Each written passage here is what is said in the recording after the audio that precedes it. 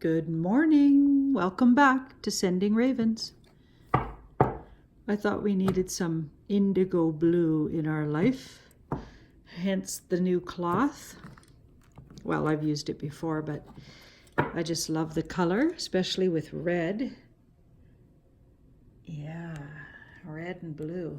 Gorgeous. I'm sort of basic in my colors. I like all the classics.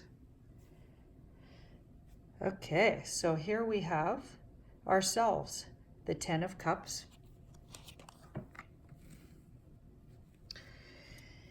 And the 7 of Cups, oh boy.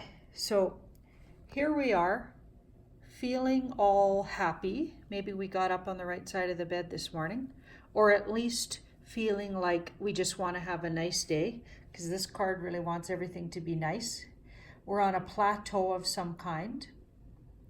We may be finishing up something or some phase in our life and just starting a new phase. With 10s are always a finishing and a new beginning.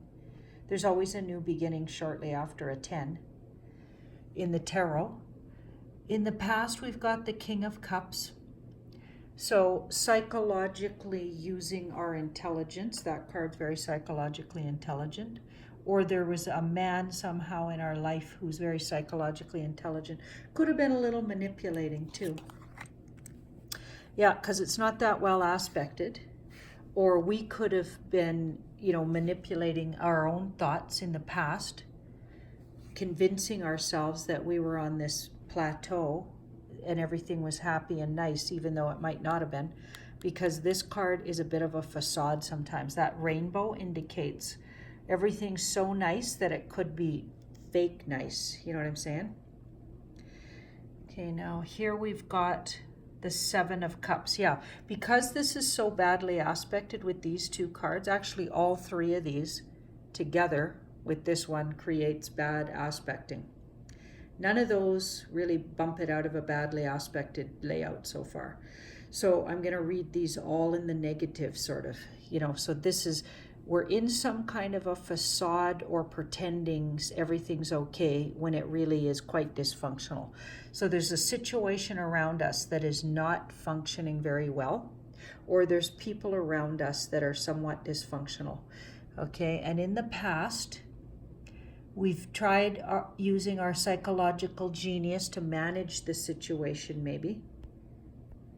But there's a feeling that we just want to leave it here. This card just wants to leave something because it's not working, right? There's a cup missing. This person feels like something's missing in their life, or they just need to let something go.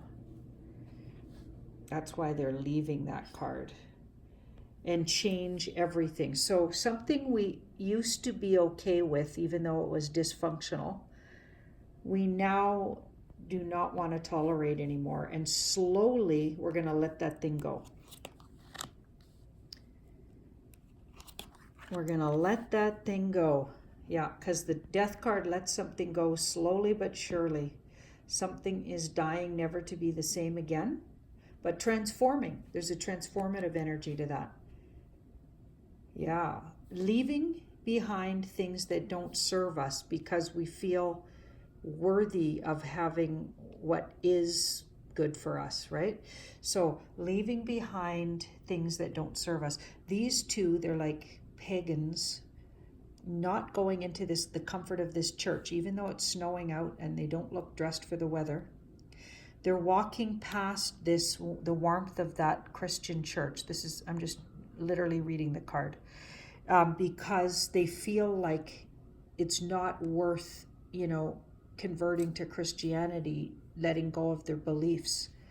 They'd rather be out in the cold. That's literally from the 1700s what the card means, right? So in our modern day, and the way we would read it today is walk past things that are only 50% of what you need. Trust that abundance will come when you say no to what isn't, right? So stick to your deep integrity and truth and self-love. Love yourself enough to ask for what's fully you're worthy of. What are you truly worthy of?